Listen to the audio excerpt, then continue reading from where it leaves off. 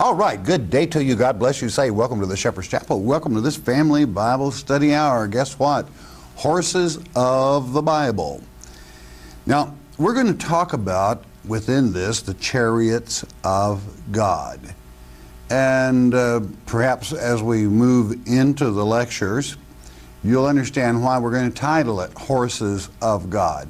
Because horses were used basically for transportation, and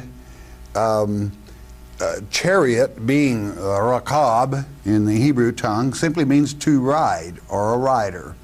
It means you're riding. And of course, horses themselves that came into, usually they were a figure of war, like a war horse. And we're looking at both of them, if we may. So let's talk about when Israel first began to acquire horses. It probably happened in Numbers during Solomon's reign. For Solomon would bring horses or buy horses from Egypt, and basically it was kind of a horse trader. Then he would sell them at a profit, those he didn't want, to the Hittites. So he was a horse trader. But he used horses, and of course we know that they were used before Solomon's time, but as I say, at that time in mass. In the horse itself, as you will picture it, is described in Job chapter 39 along about verse 19, where God was dressing Job down. Haven't you seen the horse?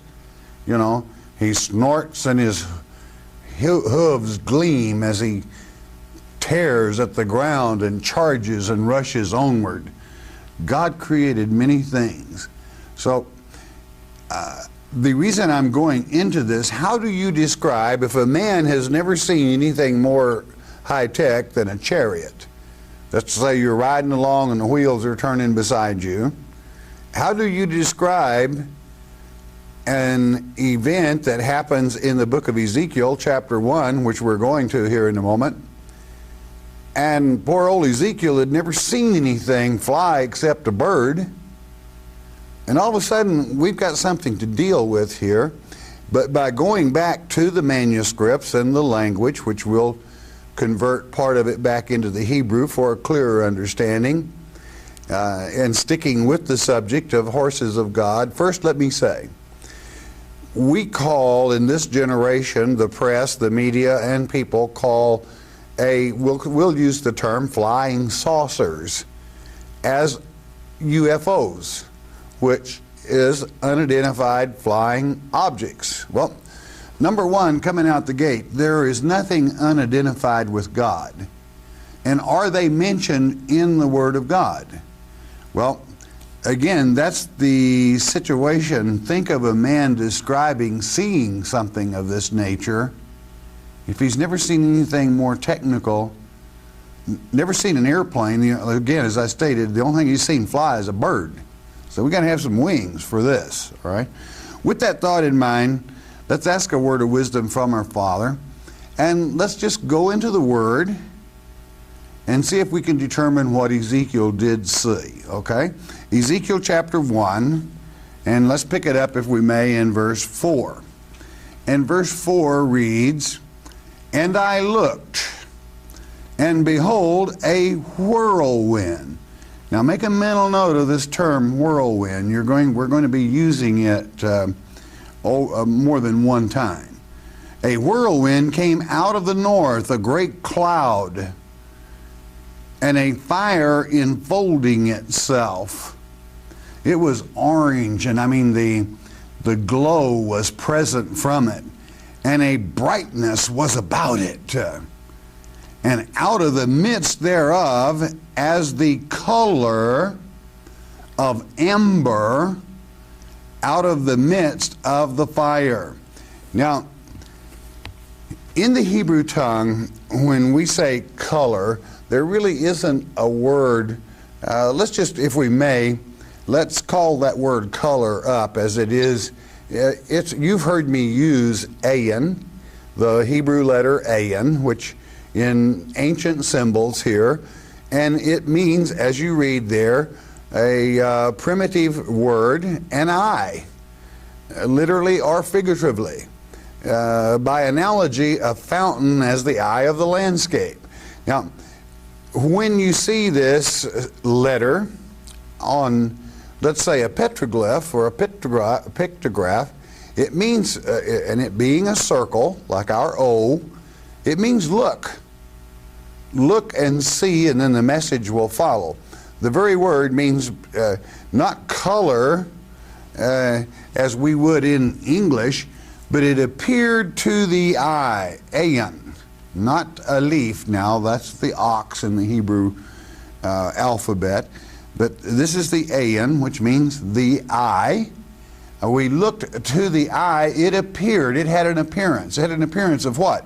Let's bring up the word amber in Hebrew, and then a lot of your thought with it will be solved, and it's kashmel.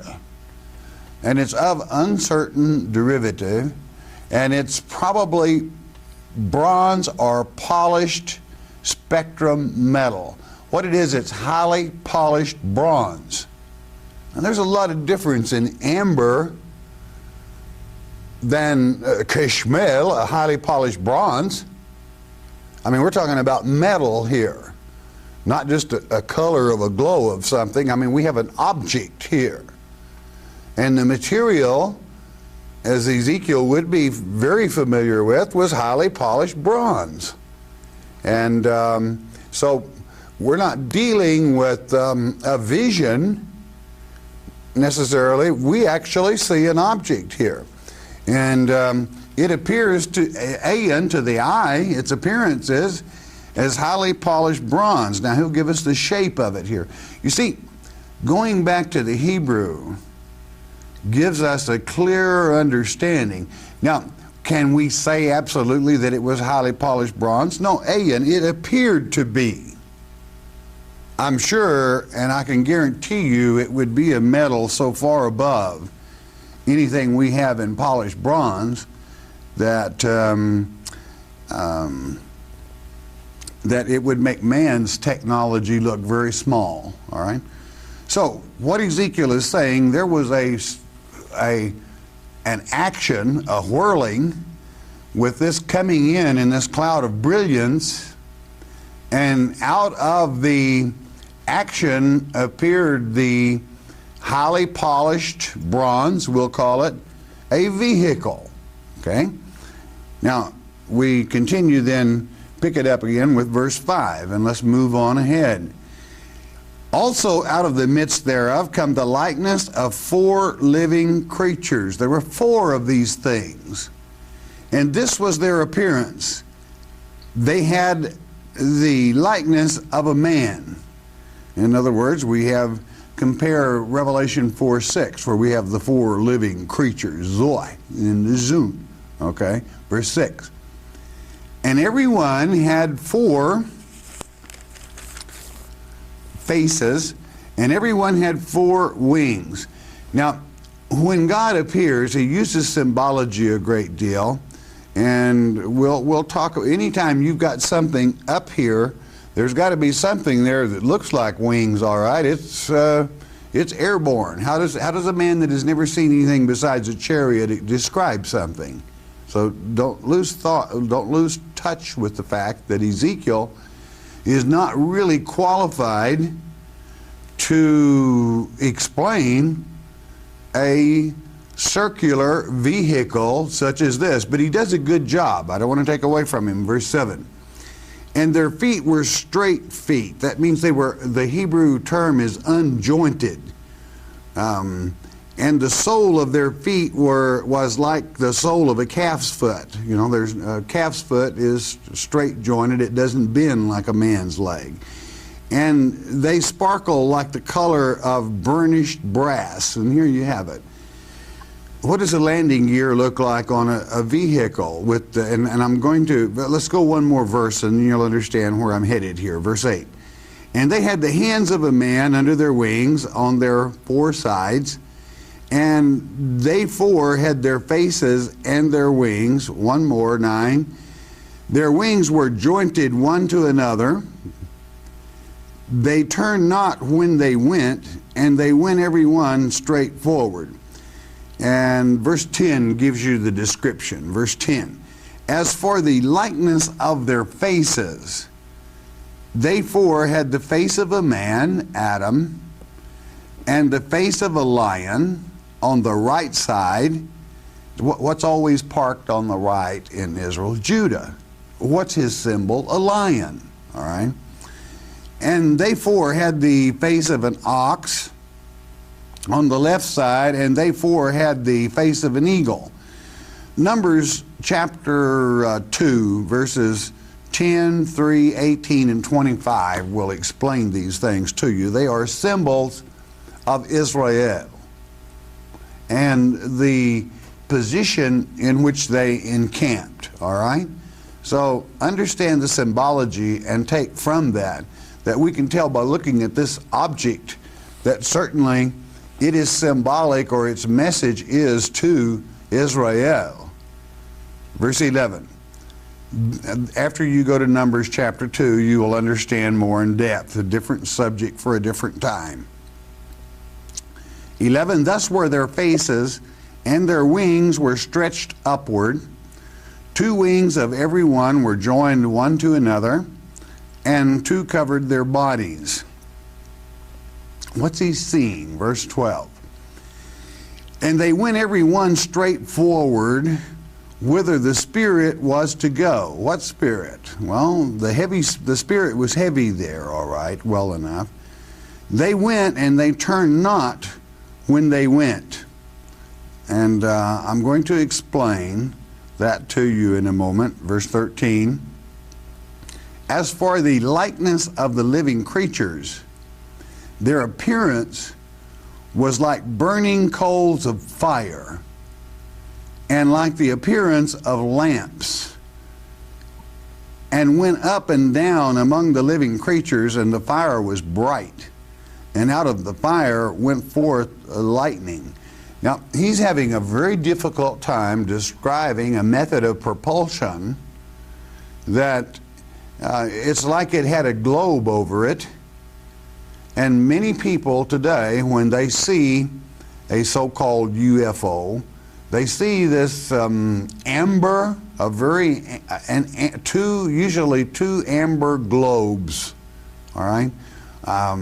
Let's call them energy cells. And I'm talking about people that have had a near experience, as we will say that Ezekiel is having here, not to take away from Ezekiel. So understand, there is energy that is an energy other than burning fossil fuel, as man must do to get someone in orbit. Verse 14.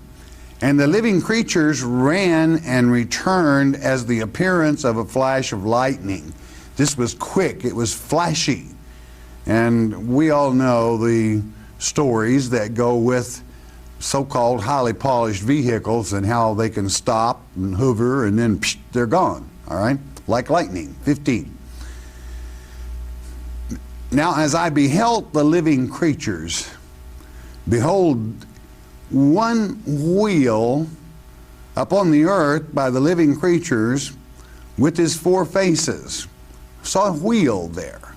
How does he know a wheel? Well, there's one on a chariot, all right?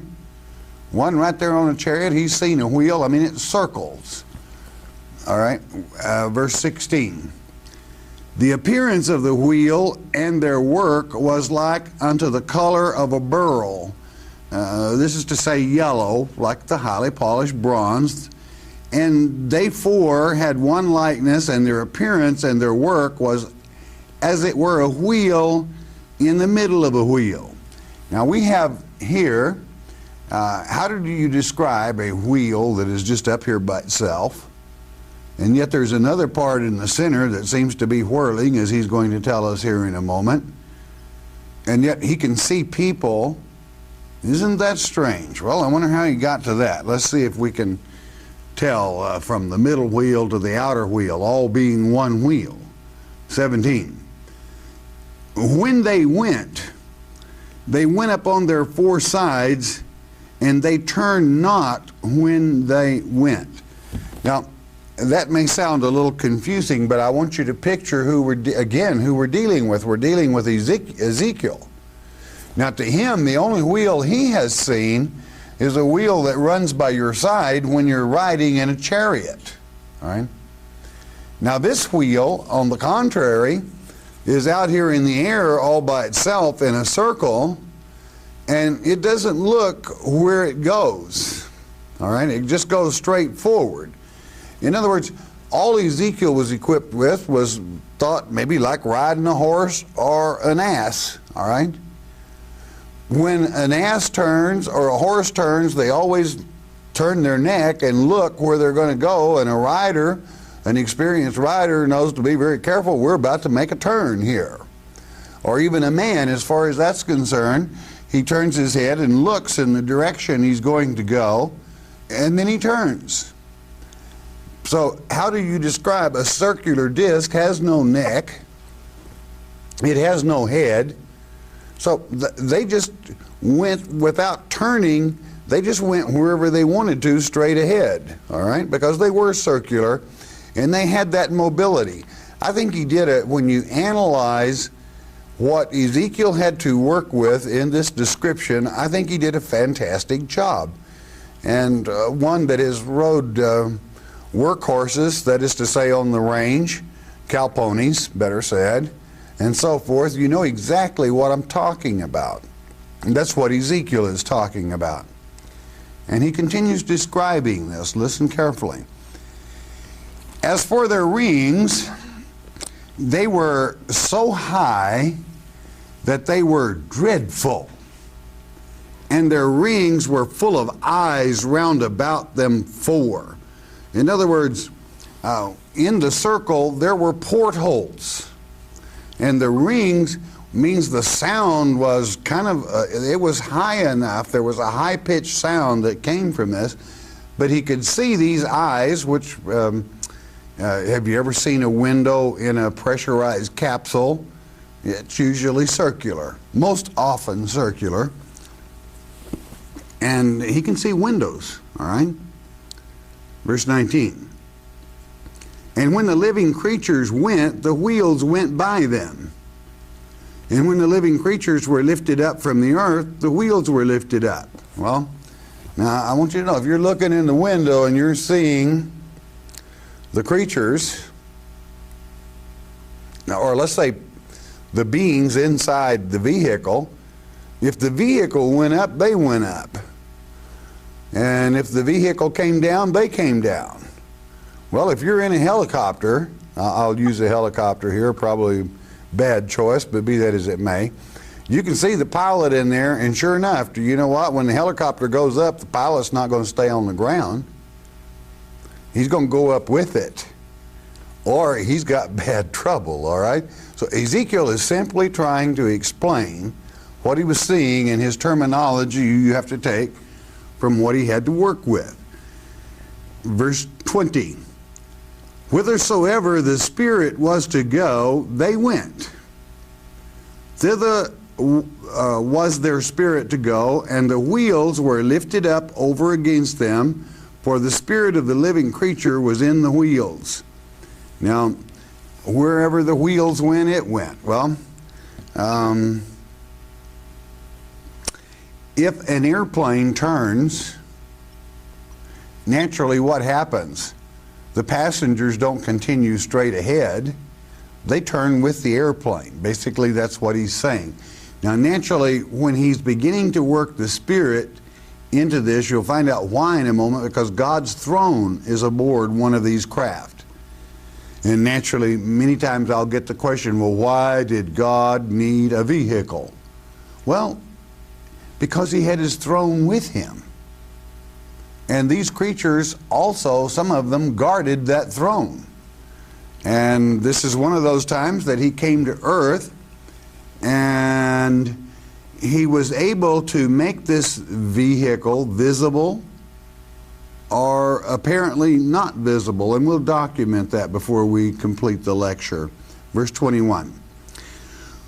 When those went, these went. And when those stood, these stood. And when those were lifted up from the earth, the wheels were lifted up over against them, for the spirit of the living creature was in the wheels. And it was orderly. It went at the same time, and the people inside of them went at the same time. Okay, 22. And the likeness of the firmament upon the heads of the living creature was as the color of the terrible crystal. This is to say, the color of a sapphire again, okay, stretched forth over their heads above. They could see this. 23. And under the firmament were their wings straight, that's to say level, the one toward the other. Every one had two, which covered on this side, and every one had two, which covered on that side, their bodies. Now, we know that we're talking about something here other than a human, an angelic being, because we are made and we're created in the image of the angels, and we don't have wings, all right? We don't. Verse 24. And when they went, I heard the noise of their wings like the noise of great waters, as the voice of the Almighty, the voice of speech, as the noise of an host. When they stood, they let their wings down.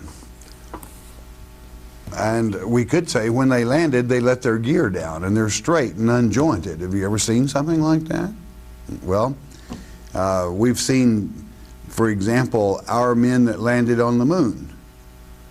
You probably have a pretty good description, not really, because it wasn't as circular, and it used a different type fuel than these people used, certainly. But it did have the gear straight-legged down, all right? So Ezekiel had trouble explaining it. Well, again, I think he did a fantastic job. Verse 25. And there was a voice from the firmament, this is to say in the surrounding area of this, that was over their heads when they stood and had let down their wings, their gear. 26. And above the firmament that was over their heads was the likeness of a throne, as the appearance of a sapphire stone, and upon the likeness of the throne was the likeness of the appearance of a man above upon it. In other words, it looked like a man. Why? Because it was no doubt our Father, all right, on his throne, and he was appearing to Ezekiel. 27. And I saw as the color, ayin, of amber. We've gone into those in the Hebrew, you know what they mean.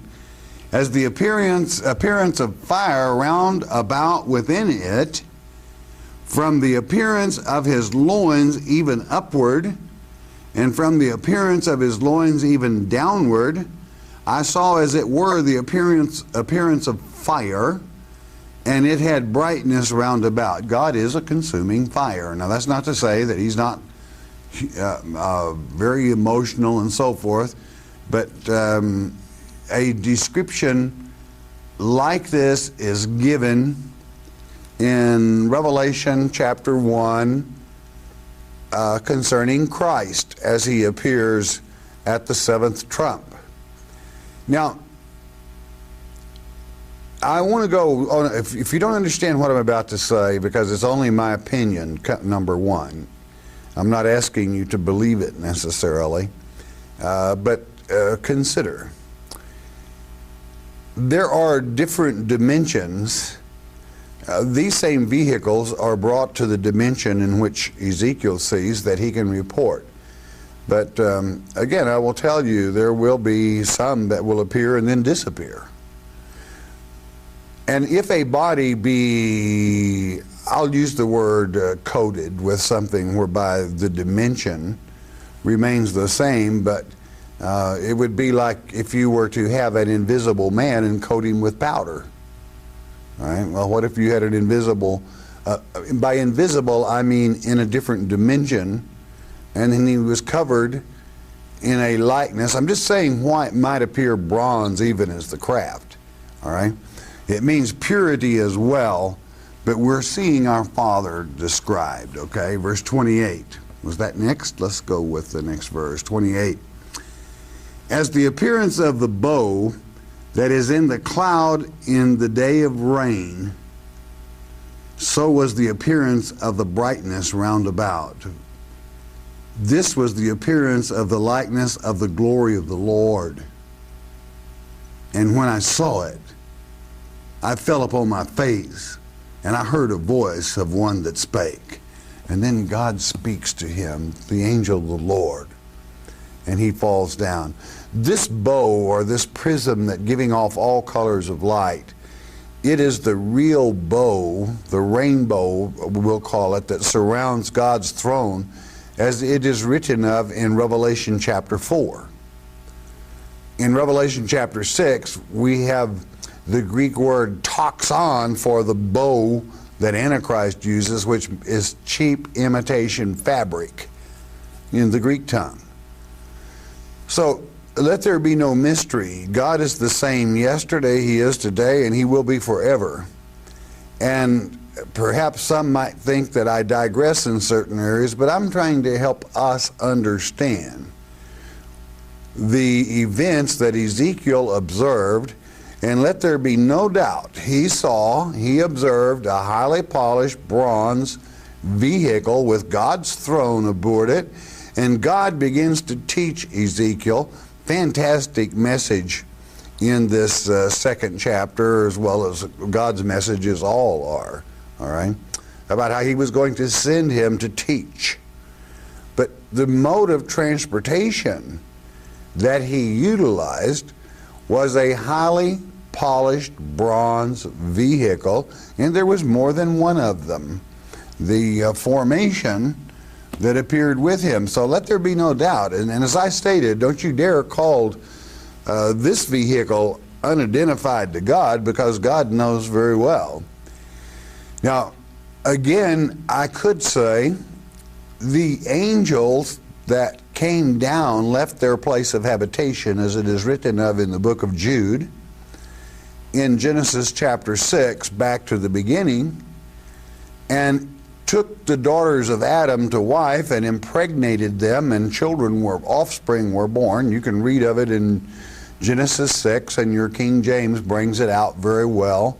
There is a later translation, more recent, that even goes into more detail exactly as I teach it by translating for you. But what my point being, a angelic being that is able to impregnate a woman, and when we partook of angels' food in the wilderness for 40 years, would have to have some type of vehicle to travel in, because there is a mass there. Not flesh as we have flesh, but it was another substance that's we're made exactly in a pattern from it. So I want you to realize there is a side to this that you must open your mind and think upon. Don't make a religion out of it. Just understand the Word. There's nothing in this earth that our Father has not explained to us if we'll take the time to search for it in His Word. So, did Ezekiel see a UFO? Not to God. It was a vehicle he used for transportation of his throne. And it used a propulsion because it could reverse or go wherever it so chose at its own will and its own time. And so it was that Ezekiel was visited. There would be another time that he would be again, but that covers it in Ezekiel. We see Ezekiel describing it in, I think, excellent form and shape. Now, did it happen again? And the answer is yes. It happened in 2 Kings concerning Elijah. Elijah didn't not die. God took Elijah, and we find in 2 Kings, and then you'll begin to understand perhaps a little more concerning horses of the Bible. 2 Kings chapter 2, that is to say, and verse 11, and it reads, "And it came to pass, as they still went on and talked," this is Elisha and Elijah, Elijah's about to depart, "that behold, there appeared a chariot of fire, and horses of fire, and parted them both asunder. And Elijah went up by a whirlwind into heaven." A whirlwind, a whirling, turning, it would appear. It was circular. And these are horses, so to speak, because they were likened unto war. And again, it bases back to the chariot. That's why it's called chariot. Chariots were most often used in battle, in war, thus described so. And naturally, Elijah was taken up in a vehicle whereby he was able to survive in that vehicle. Verse 12, "And Elisha," that's to say his protege, "saw it. And he cried, my father, the chariot of Israel and the horsemen thereof. And he saw him no more, and he took hold of his clothes and rent them in two pieces." And of course, Elijah, if you'll remember, had told him, "If you see me leave, then you will find my mantle." And surely the mantle fell away from the vehicle as it departed. So when we begin to see and to understand, then Elijah wasn't the first one this happened to. You'll remember in the book of Genesis chapter 5 verse 24, and it's backed up in Hebrews chapter 11 verse 5, that Enoch also was taken by the Lord. He was taken in this same wise. So there's not really, when we analyze the word, there's no great mystery in this. And just one more thought before we close this first section. Go with me to chapter 6, and let's pick it up with verse 15. How does God protect us? How do we know what these chariots, are they there? Do we see them? Are they in a different dimension? Of course that they are. I had mentioned that. Verse 15, 2 Kings chapter 6. "Elisha and his servant have climbed up on a ridge, and they're looking over, and they saw so many of the enemy that the servant about sold out," okay? Frightened him. Verse 15. "And when the servant of the man of God, Elisha, was risen early and gone forth, behold, an host compassed the city, both with horses and chariots. And his servant said unto him, Alas, my master, how shall we do?" To modernize that, we would say, what in the world are we going to do? I mean, there are enough enemy out there that there's not a prayer. All right? Not a prayer of a chance. Verse 16. "And he answered," this is old Elisha, he had observed these before firsthand. When he saw, there was a possibility he wouldn't have seen it. Why? It's a different dimension. You must be aware of that. Don't wrestle with it, and don't let it be a stumbling block to you. But Elisha saw it.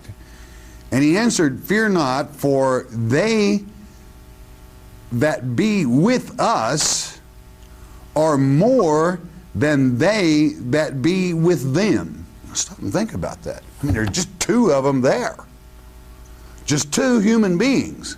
And he's saying there's more with us than there are of them. Verse 17. "And Elisha prayed and said, Lord, I pray thee." That's what you want to do if you want something, if you need a miracle, let it be in prayer. "Open his eyes that he may see." And the Lord opened the eyes of the young man. In other words, he allowed him and gave him the ability to see a different dimension.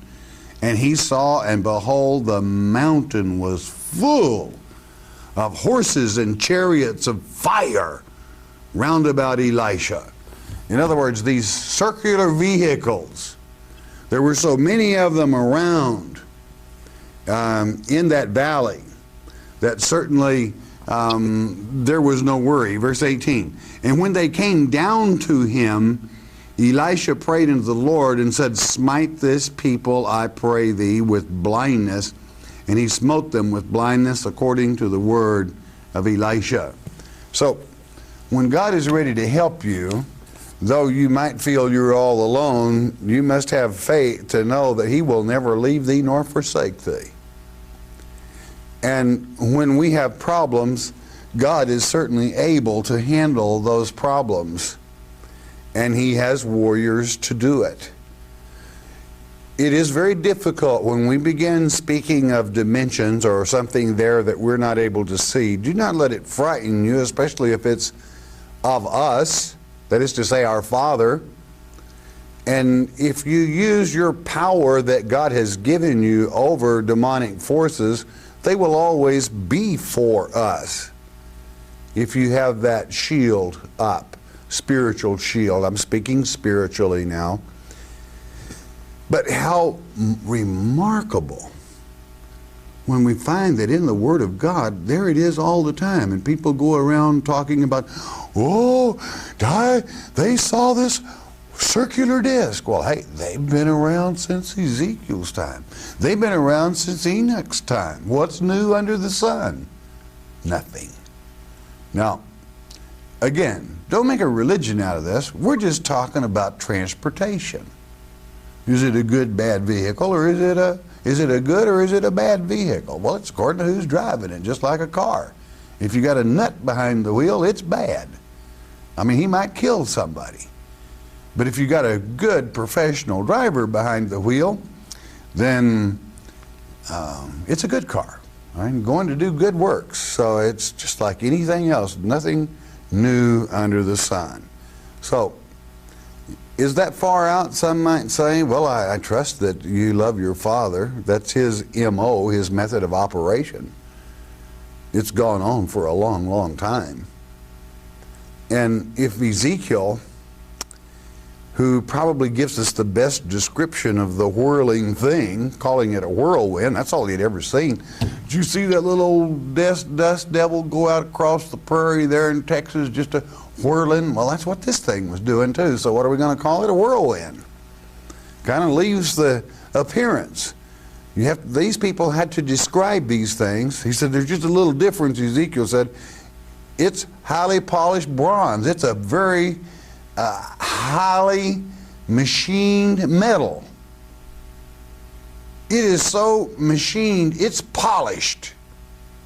You see, so read through the eyes of Ezekiel and then update yourself to the 20th century and soon the 21st, and the scales begin to fall away, and you realize, as I forestated, Ezekiel did a fantastic job. Right? Hey, don't miss, we're going to talk about this some more. Don't miss the next lecture. Horses of the Bible, chariots of fire. All right, bless your heart. You listen a moment, won't you please?